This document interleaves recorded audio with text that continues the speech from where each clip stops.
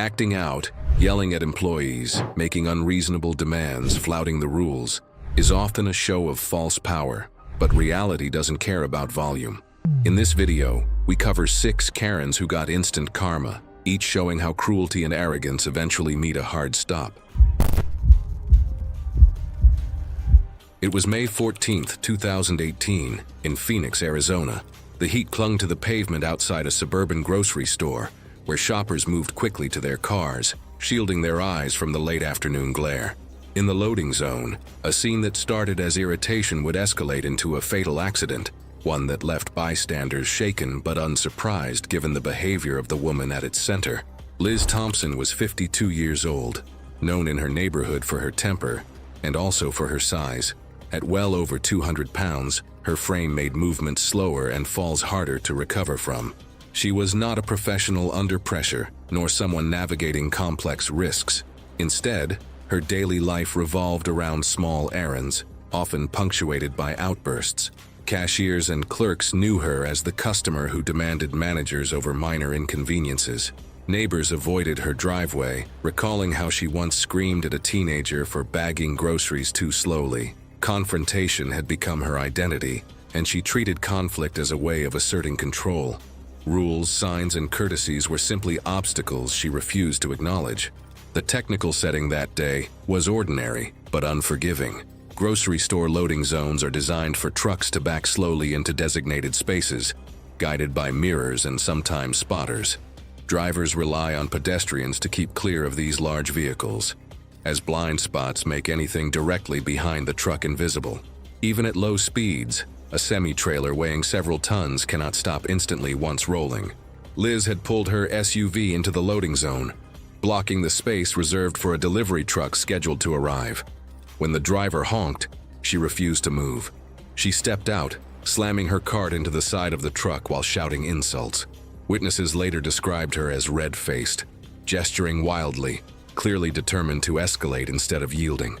The driver, attempting to complete his delivery, inched the truck backward toward the dock. Store employees shouted for Liz to step aside, but she pushed her cart closer to the truck's path, treating the slow roll of the vehicle as another chance to prove a point. By this stage, the danger was obvious. Bystanders waved and called out, but Liz ignored them. She shoved her cart forward, then turned abruptly and caught her foot on the curb. The stumble was small but decisive. Her size made it impossible to recover balance once her weight shifted. She fell heavily onto the asphalt, directly behind the truck's reversing wheels. Her shopping spilled across the pavement as her body slipped into the blind spot. The truck's rear wheels rolled over her before the driver realized anything had happened. Screams erupted from shoppers and several ran forward waving their arms. The driver slammed the brakes, jumping out to see what had occurred. The scene was immediate and gruesome, with no possibility of survival. Emergency responders arrived within minutes, but paramedics could only confirm what was already clear. Liz had been killed instantly by crushing injuries. Surveillance footage reviewed later showed the sequence without ambiguity. Every step, from her blocking the zone, to the cart slamming, to her fall, was documented. Witnesses told investigators that warnings had been shouted repeatedly, but she had chosen to ignore them. The driver, moving cautiously and within regulations, had no way of knowing she had gone to the ground behind him.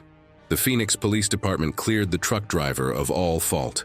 Their report emphasized that the death was entirely preventable and resulted from pedestrian interference in a restricted area.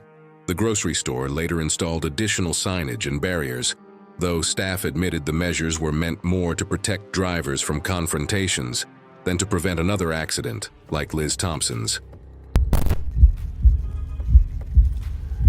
It was March 8, 2017, in Dallas, Texas. The dinner rush had just begun at a mid-range steakhouse, where the clatter of dishes and chatter of customers blended into routine noise. The atmosphere seemed unremarkable, yet within an hour, an accident would unfold, one that left bystanders shaken, but not altogether shocked, given the reputation of the woman involved.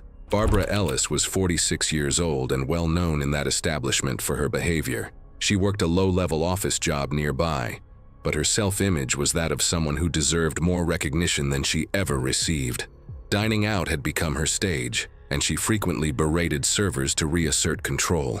Her family mentioned that she once humiliated a young waiter to the point of tears over a glass of iced tea she claimed had too much ice. The restaurant environment itself was straightforward.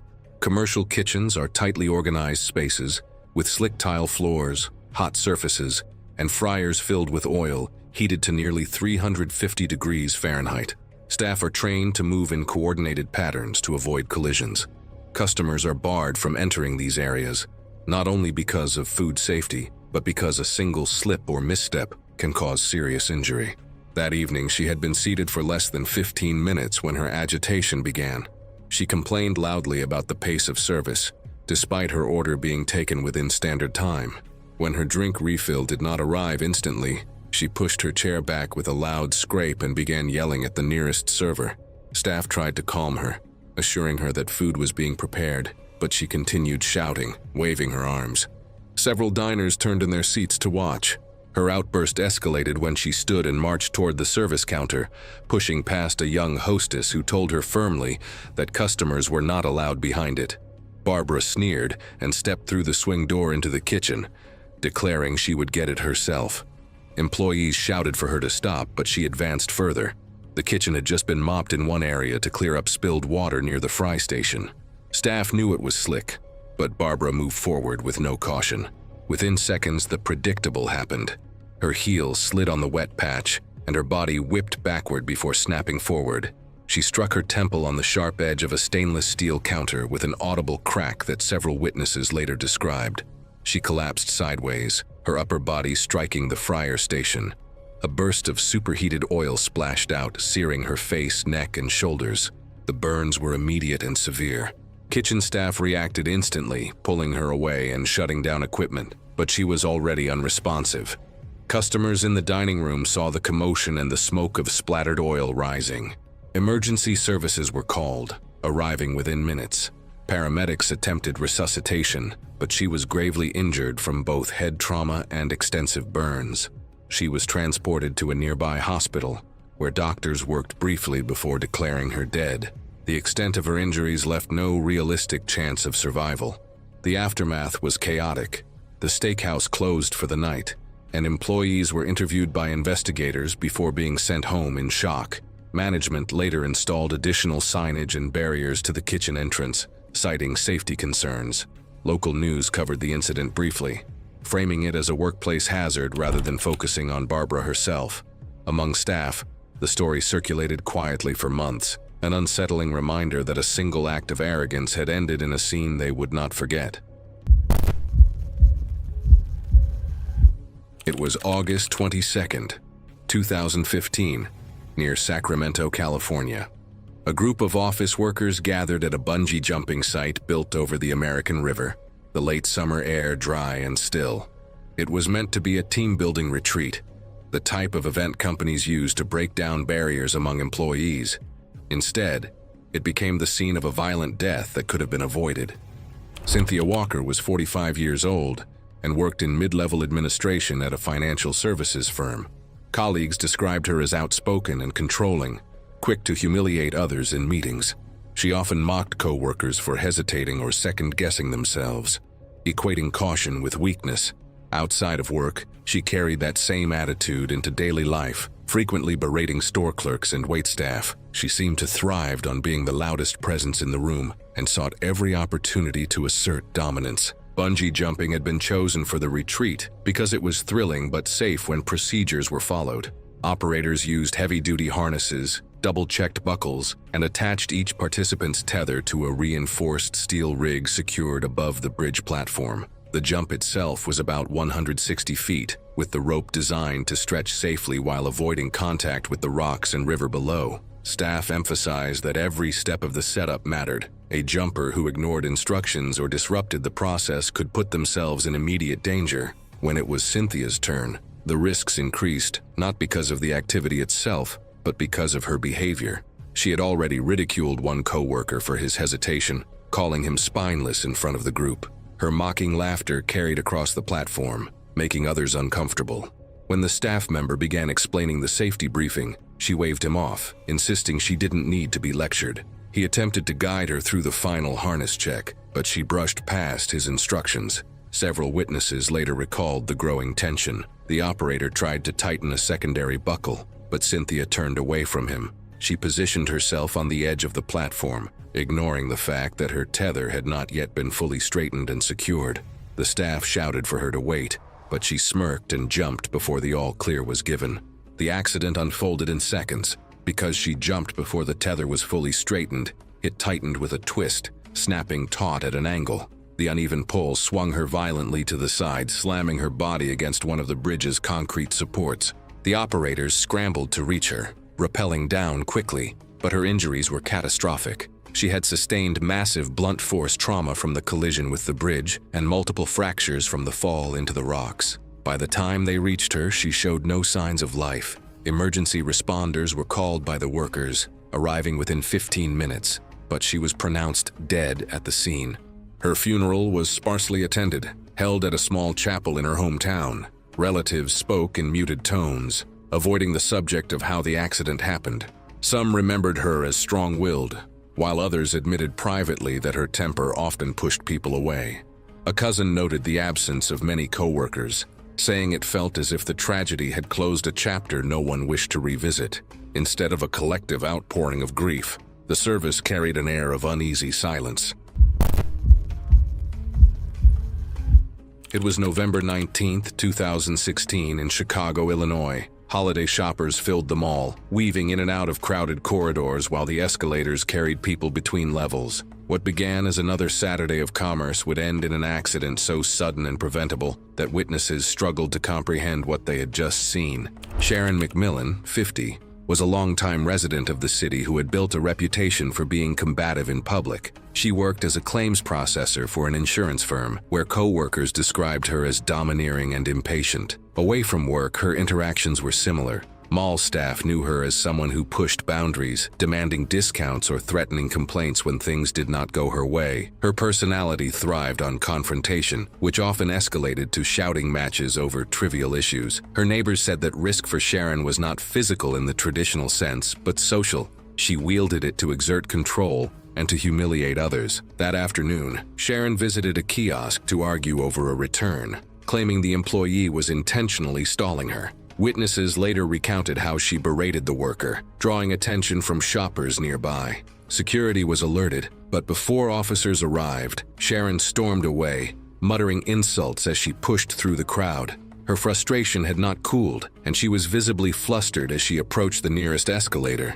Escalators are engineered to move thousands of people per day without issue, provided riders follow posted rules. Guardrails, comb plates, and overhead signs are standard safety measures. Still, accidents occur when people ignore the stability required on a moving staircase. Sharon, dismissive of such cautions, treated the mall as another arena to assert herself, oblivious to how quickly her actions could translate into physical danger. The area was packed with shoppers carrying bags. Multiple people urged caution as the flow of traffic narrowed onto the escalator entry. Sharon ignored them, shoving past a young couple and elbowing her way onto the moving steps. At that moment, another shopper jostled against her. Sharon, already leaning forward aggressively, lost her balance. The fall unfolded in seconds. She pitched over the thin metal rail, her arms flailing as startled screams echoed from below. Shoppers reached instinctively, but no one was close enough to grab her. She tumbled nearly 2 stories, her body striking a lower ledge before landing headfirst on the tile floor. The impact was loud, described by witnesses as a sickening thud. Shattered shopping bags and stunned children added to the chaos as people scrambled away from the scene. Others called 911. Security officers arrived within moments, finding Sharon motionless. Blood pooled rapidly beneath her head, and her chest showed no movement. Attempts at CPR were futile, her injuries far too severe. Medical responders confirmed her death minutes later, with catastrophic cranial trauma as the cause. In the hours after the fall, the mall partly shut down as shaken shoppers abandoned purchases and left in silence. Parents hurried children past the cordoned area, and nearby employees admitted the sound of her body hitting the floor stayed with them. One cashier even quit days later, unable to face the escalators again. Without official statements, the memory spread through personal retellings, with witnesses saying ordinary noises, rustling bags, voices. The escalator's hum triggered flashbacks, leaving the mall permanently marked by the image of a woman whose recklessness finally caught up with her. It was July 2nd, 2018 in Miami, Florida. The condo pool area was crowded with families. Children splashed in the shallow end while parents chatted from lounge chairs. Within an hour, this ordinary afternoon would leave the community stunned, witnesses replaying in their minds how one reckless moment turned fatal.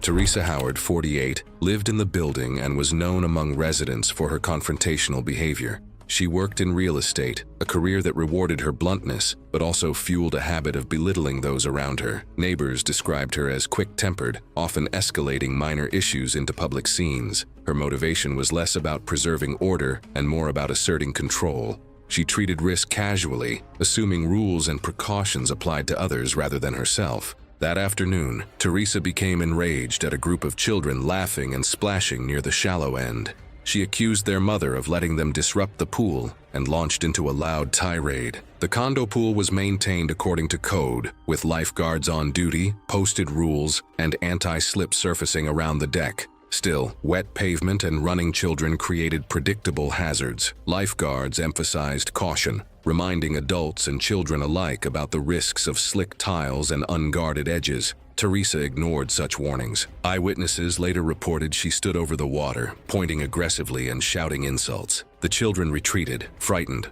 while other residents turned away in discomfort. A lifeguard approached to calm the situation, but Teresa's voice only rose as she gestured toward the children, demanding they leave. The tension escalated until Teresa abruptly turned to storm off. Her sandals skidded on the wet deck, the water she had been standing near spreading across the tiles. Witnesses saw her lose her footing, her arms flailing as she toppled backward. The back of her head struck the pool's concrete edge with a sharp crack that echoed across the deck. In the same motion, her body rolled lifelessly into the shallow water. Two lifeguards dove in immediately, pulling Teresa's unconscious body to the surface. Blood from the head wound mixed with the pool water, leaving no doubt about the severity of the injury. CPR was started on the deck as residents gathered in shock. Despite repeated compressions and rescue breaths, Teresa never regained consciousness. Emergency responders called by the lifeguards confirmed her death within minutes of arrival, citing blunt force trauma. In the days that followed, conversations in the condo lobby and mailroom carried less sympathy than blunt honesty. Residents described the scene again and again, but almost always with the same refrain, that Teresa had finally pushed too far, and this time her own stubbornness had caught up with her. Parents admitted they felt relief that their children would no longer be targets of her shouting.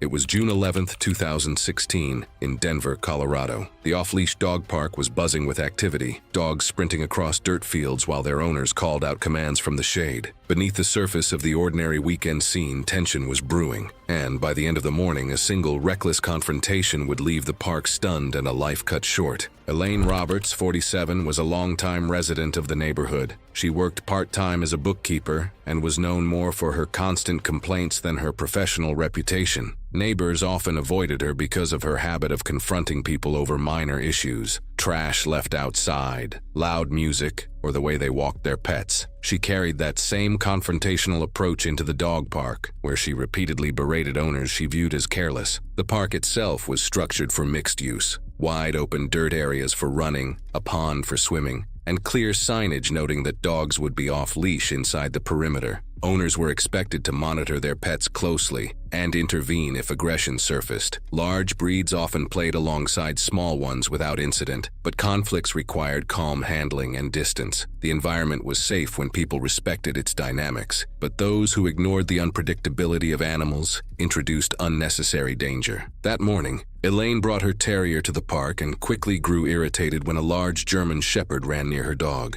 Witnesses later said the shepherd showed no overt aggression, but Elaine interpreted its curiosity as a threat. She shouted across the field that the dog should be leashed, drawing unwanted attention. The owner called the shepherd back, but Elaine continued yelling, waving her arms and accusing him of endangering others. When nearby owners asked her to calm down, she refused, striding forward and pointing directly at the shepherd while demanding it be put down. Her movements escalated the situation. She leaned toward the animal, jabbing her finger in its direction. The shepherd, startled by her sudden lunge, reacted defensively. Its owner grabbed the collar, but before full restraint could be applied, the dog lunged forward. Elaine extended her hand in an attempt to push it back, which placed her forearm directly in line with its jaws. The shepherd clamped down hard, crushing and tearing tissue in one violent motion. The park fell into chaos. Multiple people rushed in, one striking the dog with a jacket, another prying at its mouth using an emergency wedge technique. The shepherd was pulled off within seconds, but the damage was catastrophic. Elaine collapsed backward onto the dirt, clutching her right forearm as bright red arterial blood sprayed from the wound. Witnesses described the volume as overwhelming, pooling rapidly on the ground. Several owners acted quickly. A bystander pressed a towel firmly against the wound while another screamed for someone to call 911. The towel was soaked instantly, and Elaine's face grew pale as her body slumped. When direct pressure failed to stop the bleeding, one man removed his belt and improvised a tourniquet, cinching it tightly above the wound on her upper forearm. For several minutes, they tried to keep her conscious, but her breathing became shallow. Paramedics arrived within 8 minutes. They replaced the makeshift tourniquet with a medical-grade one and began fluid resuscitation. Elaine was rushed to a trauma center, but the brachial artery had been completely severed. Despite surgical attempts to repair the damage and massive transfusions, the blood loss had pushed her into irreversible shock. She was pronounced dead within hours of arrival. Animal control placed the German Shepherd under mandatory quarantine, testing it for rabies and reviewing eyewitness accounts. The investigation concluded the dog had been provoked and was not inherently dangerous. The animal was released back to its owner after the holding period. Her funeral was held privately. Neighbors acknowledged her combative reputation, but expressed disbelief that such behavior could end in death. Thanks for watching. If this compilation of fatal arrogance and hostility entertained you, click here for more.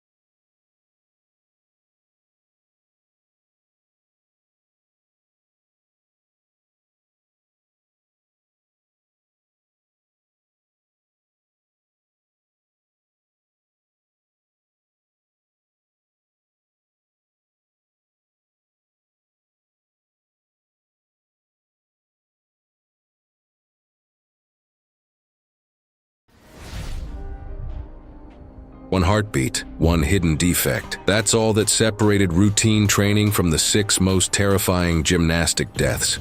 These aren't just athletic accidents from a demanding sport. They're chilling reminders that sometimes the greatest danger isn't the apparatus or the skill.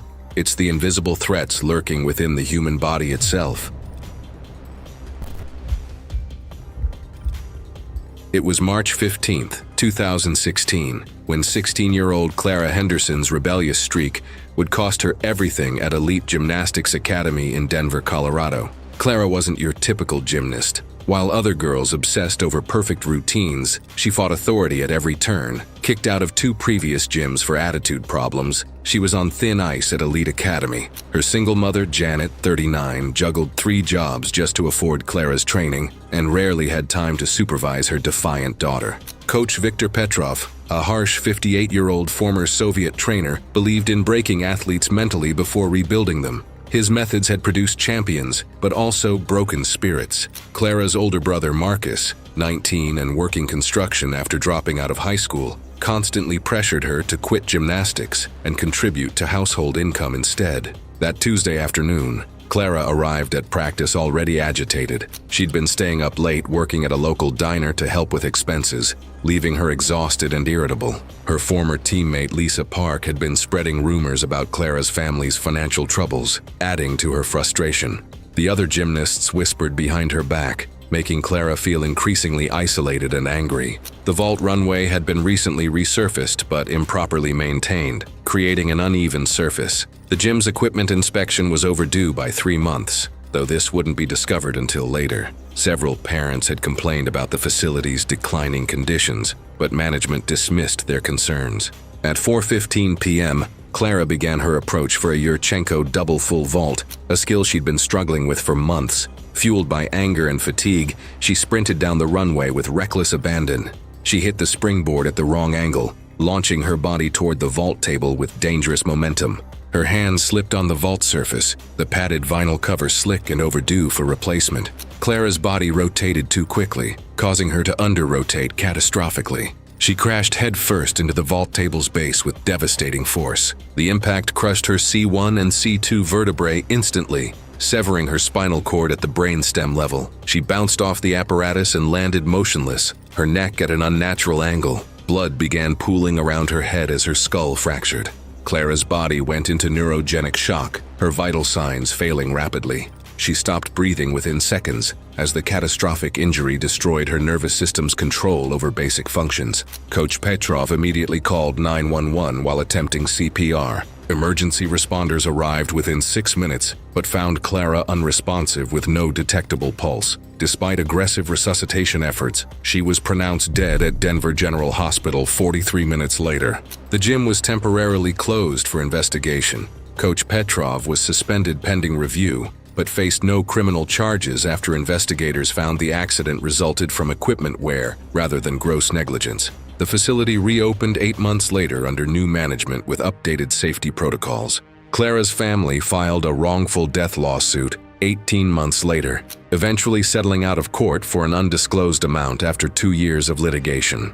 The case highlighted the need for stricter equipment maintenance standards in gymnastics facilities nationwide. Her tragic death served as a sobering reminder that even routine training can turn deadly when safety standards slip, leaving families shattered and communities questioning the true cost of athletic dreams. It was October 12, 2017, when 18-year-old Denise Armstrong's need for attention would lead to a horrific tragedy at Lincoln High School in Omaha, Nebraska. Denise was Lincoln High's golden girl, homecoming queen, dance team captain, and former competitive gymnast who'd quit training 2 years earlier due to burnout. Her outgoing personality and constant need to be the center of attention made her popular, but also reckless. Her boyfriend Tyler Brooks, 19 and the football team's star quarterback, often encouraged her dangerous stunts at parties. That Thursday evening, the school's dance committee was meeting in the gymnasium to plan homecoming activities. Pete Rodriguez, the 45-year-old night janitor, had set up old gymnastics equipment earlier for a pep rally display, including rings suspended 15 feet above the hardwood floor with no safety mats underneath. Denise's former coach, Amanda Foster, 28, had repeatedly warned her about attempting skills without proper training. But Denise thrived on impressing others, especially after drinking at a pre-meeting party that left her judgment impaired.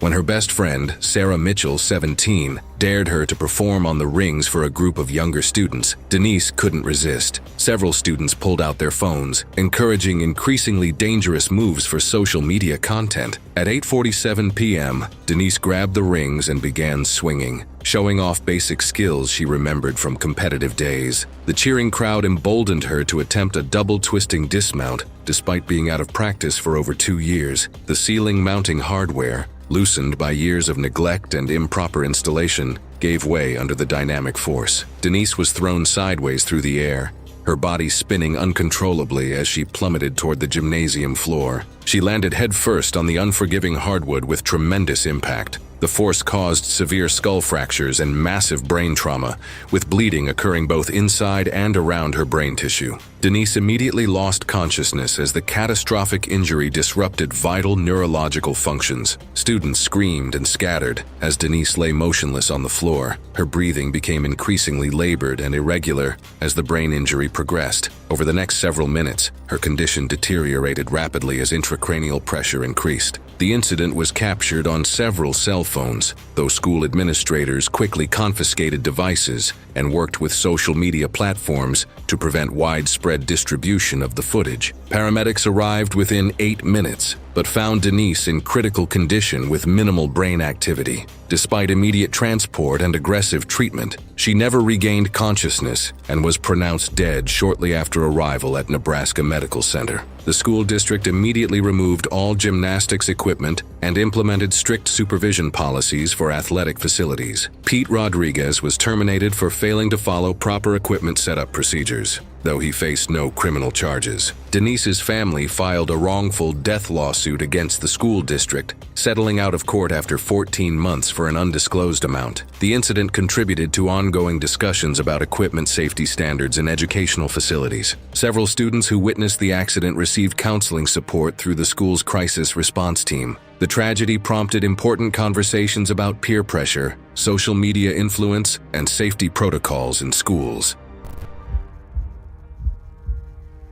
It was July 8, 2018, when 22-year-old Ivy Montgomery's obsession with perfection would claim her life in the basement gym of her family's Beverly Hills mansion. Ivy wasn't just a former elite gymnast. She was a social media phenomenon with 5,000 Instagram followers who worshipped her seemingly perfect life. After retiring from competition at 18 due to injuries, she'd transformed herself into a fitness influencer, posting daily workout videos and promoting extreme diet culture to impressionable young fans. Her wealthy parents, Richard and Patricia Montgomery, had spared no expense building a professional-grade gymnasium in their mansion's basement. Richard, a successful entertainment lawyer, and Patricia, a former model turned lifestyle blogger, were often traveling for business, leaving Ivy unsupervised for weeks at a time. Mark Davis, 31, served as Ivy's personal trainer and content creator. The former Olympic coach had been dismissed from USA Gymnastics for questionable training methods, but found lucrative work enabling Ivy's dangerous habits in exchange for generous payment from her social media earnings. Ivy's younger sister, Emma, 19 and a pre-med student at UCLA, had been secretly documenting her sister's deteriorating condition. Over 8 months, she'd watched Ivy drop from 125 pounds to a dangerous 89 pounds through extreme caloric restriction and supplement abuse. The transformation wasn't accidental. Ivy had been taking illegal combinations of diet pills, diuretics, and stimulants purchased from overseas suppliers. Her boyfriend had ended their relationship 3 weeks earlier, citing her obsession with weight and social media validation as destroying their connection. That Sunday morning, Ivy was preparing to film her weekly workout routine despite consuming only 300 calories over the previous 48 hours. Her body was running on caffeine, supplements, and sheer willpower as she set up cameras throughout the basement gym. At 9:23 a.m., Ivy began her floor routine for the camera, desperately trying to hide her weakness and dizziness from her online audience. During what should have been a simple back handspring sequence, her severely malnourished heart began beating irregularly. The extreme electrolyte imbalance from months of starvation and diuretic abuse caused a dangerous cardiac arrhythmia. Her potassium and magnesium levels had dropped to critical levels, disrupting her heart's electrical system. Ivy collapsed mid-routine as her heart rate became chaotic and ineffective. Her weakened cardiac muscle, damaged by months of malnutrition, could no longer pump blood effectively throughout her body. She went into cardiac arrest as her heart stopped beating properly. Her breathing became shallow and irregular before stopping entirely as her body's systems shut down from the metabolic crisis. Emma discovered her sister 15 minutes later, finding the cameras still recording. The footage captured Ivy's final moments, creating a tragic documentation of her death that would later serve as evidence in legal proceedings. Paramedics pronounced Ivy dead at the scene. Despite resuscitation attempts, the medical examiner determined the cause of death as cardiac arrest, secondary to severe malnutrition and electrolyte imbalance. Ivy's family filed a civil lawsuit against Mark Davis for professional negligence and breach of duty of care. The case settled out of court after 18 months, with Davis losing his training certifications and facing financial penalties. The tragedy gained media attention over several months, contributing to growing awareness about the dangers of extreme dieting promoted on social media platforms. Several influencers began including eating disorder warnings in their content following Ivy's death. Her family established a foundation dedicated to educating young people about healthy nutrition and the warning signs of eating disorders, hoping to prevent other families from experiencing their devastating loss. It was February 18, 2015, when 17-year-old Belinda Carson's desperate pursuit of a gymnastics scholarship would end in tragedy at the Arizona State Championships in Phoenix. Belinda came from a struggling working-class family in Tucson, where her father, Miguel, worked double shifts at a construction company, and her mother, Rosa, cleaned office buildings at night. They had sacrificed everything to fund their daughter's gymnastics dreams, knowing a college scholarship was her only path to higher education. Her coach, Maria Gonzalez, 42, was under intense pressure from gym owner Frank Morrison to produce scholarship athletes or face termination. The gym's financial struggles meant cutting corners wherever possible, including using older equipment that met minimum safety standards but provided less protection than newer alternatives. The state championship arena had been set up by Desert Sports Complex, which had won the hosting contract by submitting the lowest bid. Their floor exercise area featured regulation padding that was several years old and showed signs of wear, though it still passed required inspections. Belinda's main rival, Jessica Park, 18, from an affluent Phoenix family, had been psychologically intimidating competitors all season. She'd made pointed comments about Belinda's worn practice clothes and secondhand equipment, adding mental pressure to an already stressful situation. The meet was running 3 hours behind schedule due to equipment malfunctions throughout the day, causing athletes to become fatigued and lose focus. Belinda had tweaked her ankle during warm-ups but concealed the injury, fearing she'd be pulled from the most important competition of her career. Her parents had borrowed money they couldn't afford to attend, taking unpaid time off work and driving their unreliable car 4 hours to Phoenix. The financial strain added enormous pressure on Belinda to succeed and justify their sacrifices. College scouts from Arizona State, the University of Arizona, and Northern Arizona University sat in the stands with scholarship offers potentially hanging in the balance. Parents were recording routines on their phones to share with coaches who couldn't attend. At 7:34 p.m., Belinda began her floor routine knowing she needed a near-perfect score to qualify for regionals and catch the scouts' attention. Her family's financial future depended on her performance over the next 90 seconds. During her second tumbling pass, she attempted a risky double-twisting double layout to impress the college recruiters. The skill was at the absolute limit of her ability, but she felt it was necessary to stand out from wealthier competitors with superior training. The worn floor padding provided less bounce than expected, causing her to lose height on the skill and come down short of the safe landing area. Belinda crashed headfirst onto a section where the padding had compressed over years of use. Her skull fractured from the impact, causing severe traumatic brain injury and intracranial bleeding. The force also compressed her cervical vertebrae, damaging her spinal cord and affecting her ability to breathe properly. Blood began flowing from her ears and nose as brain swelling increased. She lost consciousness immediately and was rushed to Phoenix Children's Hospital in critical condition. Despite emergency surgery to relieve brain pressure, Belinda remained in a coma for 6 days before her family made the heartbreaking decision to remove life support. She died surrounded by loved ones who had hoped for a miracle. The facility faced civil lawsuits and regulatory sanctions for using worn equipment. New guidelines were established requiring more frequent padding replacement and enhanced safety inspections at gymnastics competitions. Belinda's death highlighted the financial pressures facing working-class gymnasts and led to increased scholarship funding for athletes from low-income families.